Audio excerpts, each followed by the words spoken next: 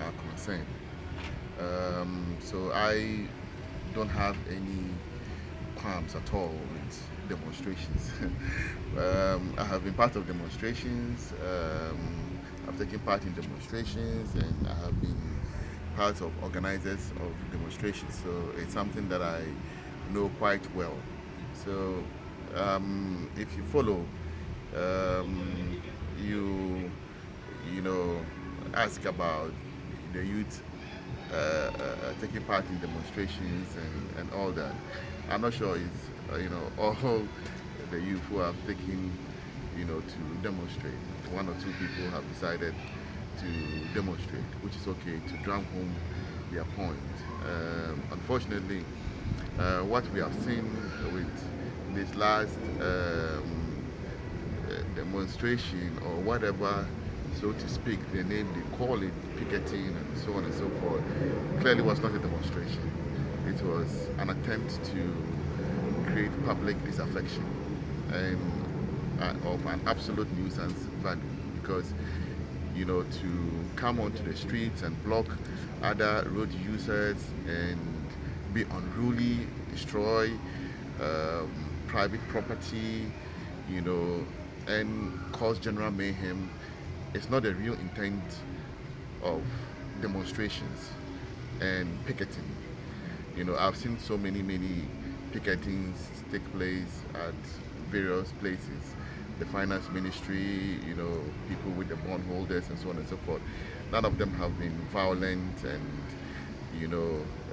unruly. But for a group, of people to really misbehave this much, then, I think that the law should catch up with them. So it's okay to demonstrate. It's a constitutional, imperative. But we can also abuse it. We cannot let people become unruly in the name of democracy. That will also not augur well for our group. Okay, thank you. You take any?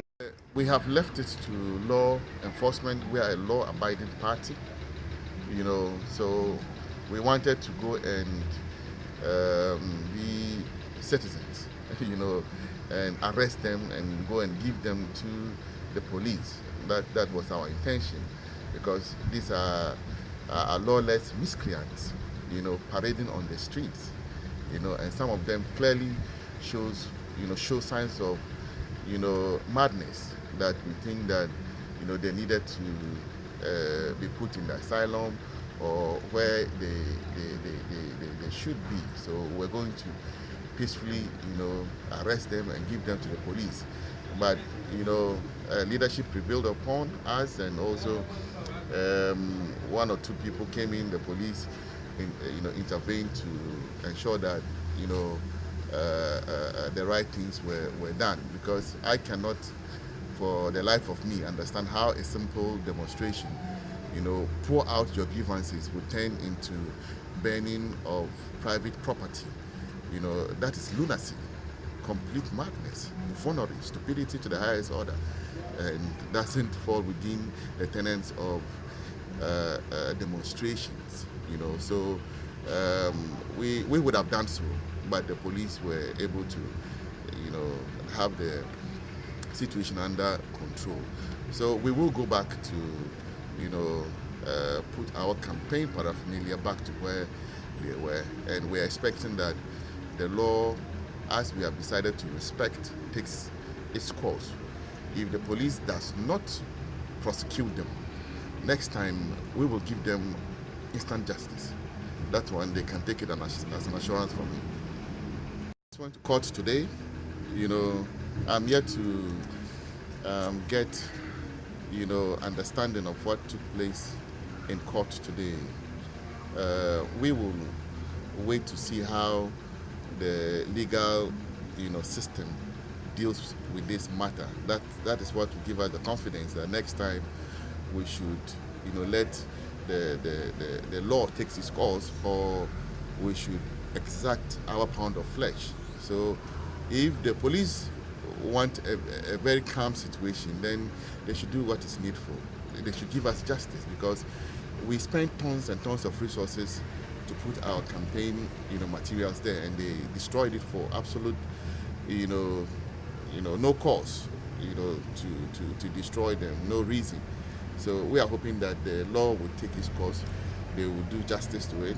Otherwise, like I said, the next time we will exact that justice. It is not to, belabor the point, but like I said, I've been in demonstrations, and I don't think that it makes any sense to just go see someone's, stuff and start pulling them down. And to the police themselves, if they do not do anything about this case, then it is going to be very difficult to have trust in the police service that, they are able to deal with miscreants. You see, miscreants are very lawless people.